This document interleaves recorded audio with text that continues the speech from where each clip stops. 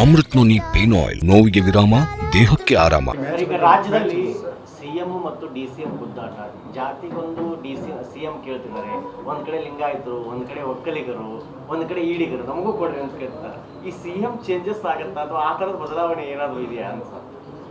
ಅಲ್ಲ, CM change ಮಾಡೋದು ಬಿಡೋದು ಅವರ ಆಂತರಿಕ ವಿಚಾರ ಅದು. ಆದರೆ ನಾ ಹೇಳೋದು, ಇದನ್ನು ಬಹಿರಂಗವಾಗಿ ಚರ್ಚೆ ಮಾಡಿ ಇಡೀ ಆಡಳಿತ ವ್ಯವಸ್ಥೆಯನ್ನು ಒಂದು ರೀತಿಯಲ್ಲಿ ಸ್ಥಗಿತಗೊಳಿಸಲಾಗಿದೆ. ಮತ್ತು ಎಂಥ ವಿಚಿತ್ರ ನಾನು ನೋಡಿದೆ, ಒಬ್ಬರು ಮಂತ್ರಿಗಳು ಹೇಳಿದ್ದಾರೆ ಅದರೊಳಗೆ BJP ಕೈವಾಡ ಇದೆ, BJP ಅವರು ಮಾಡಿಸ್ತಾ ಇದ್ದಾರೆ ಅಂತ. ಎಷ್ಟು ಬಾಲಿಶ ಇದ್ದಾರೆ ಕಾಂಗ್ರೆಸ್ ಪಾರ್ಟಿಯವರು. ಅಟ್ಲೀಸ್ಟ್ ಹೇಳಬೇಕಾದ್ರೆ ಸ್ವಲ್ಪ ವಿಚಾರ ಮಾಡಿ ಹೇಳಬೇಕು. ಇಲ್ಲ, ನಮ್ಮಲ್ಲಿ ಇರುವಂಥ ಈ ಇನ್ಡಿಸಿಪ್ಲಿನನ್ನು ನಾವು ಹತೋಟಿಗೆ ತರ್ತೀವಿ. ಅವರು DK ಶಿವಕುಮಾರ್ ಅವ್ರು ಯಾರಾದರೂ ಮಾತಾಡಿದರೆ ಹುಷಾರ್ ಅಂತ ಹೇಳ್ತಾರೆ. ರಾಜಣ್ಣವ್ರು ಹೇಳ್ತಾರೆ ಅವ್ರು ನೋಟಿಸ್ ಕೊಡಲಿ ಉತ್ತರ ಕೊಡ್ತೀವಿ ಅಂತ. ನಿಮ್ಮ ಎಲೆಯಲ್ಲಿ ನೀವು ಪೂರ್ತಿಯಾಗಿ ಕತ್ತಿ ಸತ್ತು ಬಿದ್ದಿದೆ, ನೀವು BJP ಅವ್ರಿಗೆ ಭಯ ಕೊಟ್ಟಿದ್ದೀರಿ. ನೀವು ಅಟ್ಟರ್ ನಾನ್ಸೆನ್ಸ್ ನಡೀತಾ ಇದೆ ರಾಜ್ಯದಲ್ಲಿ, ನಡೀತಾ ಇರುವಂಥದ್ದು.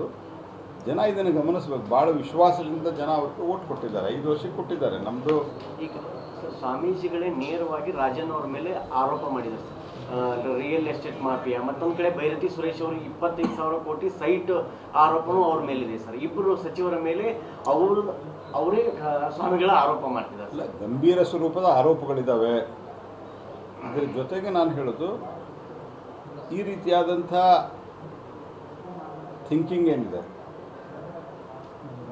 ಗೊಂದಲಮಯವಾದಂಥ ಒಂದು ವ್ಯವಸ್ಥೆಯನ್ನು ಕ್ರಿಯೇಟ್ ಮಾಡ್ತಾ ಇದ್ದಾರೆ. ಯಾವ ಆಧಾರದ ಮೇಲೆ BJP ಮೇಲೆ ಆರೋಪ ಮಾಡ್ತೀರಿ ಅನ್ನೋದು ಒಂದು. ಎರಡನೇ ಸಂಗತಿ, ಮುಖ್ಯಮಂತ್ರಿ ಯಾಕೆ ಹೇಳ್ತಾ ಇಲ್ಲ ಯಾರಿಗೂ DCM ಬಗ್ಗೆ ಮಾತಾಡ್ಬಿಡ್ರಿ ಅಂತ. ಪಾಪ DK ಶಿವಕುಮಾರ್ ಅವರು ಪಾಪ ಹೇಳ್ಯಾರ ಬಹಿರಂಗವಾಗಿ, ಇಲ್ಲ ಯಾರು ಮಾತಾಡ್ಬಿಡ್ರಿ ಅಂತ. ಮುಖ್ಯಮಂತ್ರಿ ಯಾಕೆ ಹೇಳ್ತಿಲ್ಲ? ಮುಖ್ಯಮಂತ್ರಿಗೆ ಇದು ಬೇಕಾಗಿಲ್ಲ. ಮುಖ್ಯಮಂತ್ರಿಗೆ ಒಬ್ಬರೇ DCM ಇರೋದ್ರಿಂದ 2 ಪವರ್ ಸೆಂಟರ್ ಆಗಿದೆ. ನಾವೇನು DK ಶಿವಕುಮಾರ್ ಪರ ಅಥವಾ ಸಿದ್ದರಾಮಯ್ಯನ ಪರ ಅಲ್ಲ. ನಾವು ಹೇಳೋದು, DK ಶಿವಕುಮಾರ್ ಅಟ್ಲೀಸ್ಟ್ ಒಂದು ಪಬ್ಲಿಕ್ ಹೇಳಿಕೆ ಕೊಟ್ಟಾರ. ಆದರೆ ಸಿದ್ದರಾಮಯ್ಯನವ್ರ ಬಣದವರು ಚಾಲೆಂಜ್ ಮಾಡಿದ್ದಾರೆ.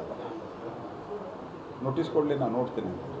ಅಂದರೆ ಕಮಾಂಡ್ ಇಲ್ಲ ಸರ್, ಹೈಕಮಾಂಡಿಗೆ ಅಲ್ಲ, ಬರೇ ಹೈ ಅಷ್ಟದ, ಕಮಾಂಡ್ ಇಲ್ಲೇ ಇಲ್ಲ. ನಿನ್ನೆ ಹೇಳಿದಿಲ್ಲ, ಬರೇ ಹೈ ಅಷ್ಟದ, ಕಮಾಂಡ್ ಇಲ್ಲ. DCM ಸೃಷ್ಟಿ ಹಿಂದೆ ಸಿದ್ದರಾಮಯ್ಯನವರೇ ಇದ್ದಾರೆ ಅನ್ನೋ ಒಂದು ಆರೋಪ ಇದೆ ಸರ್. ಪಕ್ಕ ಇದ್ದಾರೆ, ಅವರೇ ಇದ್ದಾರೆ. ಆರೋಪ ಅಲ್ಲ, ಅವರೇ ಇದ್ದಾರೆ. ಈಗ 2 ಅವಧಿಗೆ ಅಧಿಕಾರ ಹಂಚಿಕೆ ಆಗಿದೆ ಸರ್, ಅದನ್ನು ಮರೆಮಾಚಲಿಕ್ಕೆ ಈ ರೀತಿಯಾಗಿ ಅವರು ಬಿಟ್ಟರು. ಏನು ಹಂಚಿಕೆ ಆಗಿತ್ತು ಅದು ನಮಗೆ ಗೊತ್ತಿಲ್ಲ. ನಾನು ಹೇಳೋದು, ನಿಮ್ಗೆ ಜನ ಅಧಿಕಾರ ಕೊಟ್ಟಿದ್ದಾರೆ, ನೀವು ಬೇಕಾಬಿಟ್ಟಿಯಾಗಿ ಅಧಿಕಾರ ನಡೆಸ್ತಾ ಇದ್ದೀರಿ. ವಾಲ್ಮೀಕಿ ಹಗರಣ, ಇತ್ತೀಚೆಗೆ ನಡೆದಂಥ ಬಾಂಬ್ ಬ್ಲಾಸ್ಟ್ಗಳಿರ್ಬೋದು, ರಾಜ್ಯದಲ್ಲಿ ಕಾನೂನು ಸುವ್ಯವಸ್ಥೆ, ಎಲ್ಲದರಲ್ಲೂ ನೀವು ವೈಫಲ್ಯವನ್ನು ಅನುಭವಿಸ್ತಾ ಇದ್ದೀರಿ. ನಾವು ಸಲಹಿದ ಕೈಗಳು ನಮ್ಮ ನೋವಿಗೆ ಸ್ಪಂದಿಸಿದಾಗ ಆಗುವ ಸಂತೋಷ. ಅಮೃತ್ ನೋನಿ ಪೇನ್ ಆಯಿಲ್, ನೋವಿಗೆ ವಿರಾಮ, ದೇಹಕ್ಕೆ ಆರಾಮ. ಅನುಕ್ಷಣದ ಸುದ್ದಿಗಳಿಗಾಗಿ ವಿಸ್ತಾರ ನ್ಯೂಸ್ ಯೂಟ್ಯೂಬ್ ಚಾನೆಲ್ ಸಬ್ಸ್ಕ್ರೈಬ್ ಮಾಡಿ. ಹೊಸ ಸುದ್ದಿಗಳ ನೋಟಿಫಿಕೇಶನ್ಗಾಗಿ ಬೆಲ್ ಐಕಾನ್ ಕ್ಲಿಕ್ ಮಾಡಿ. ಲೇಟೆಸ್ಟ್ ಅಪ್ಡೇಟ್ಸ್ಗಾಗಿ www.vistaranews.com ವೆಬ್ಸೈಟ್ಗೆ ವಿಸಿಟ್ ಮಾಡಿ. ಅಂಗೈಯಲ್ಲೇ ಜಗತ್ತಿನ ಸುದ್ದಿ ತಿಳಿಯಲು ವಿಸ್ತಾರ ನ್ಯೂಸ್ ಕನ್ನಡ ಆಪ್ ಡೌನ್ಲೋಡ್ ಮಾಡಿ.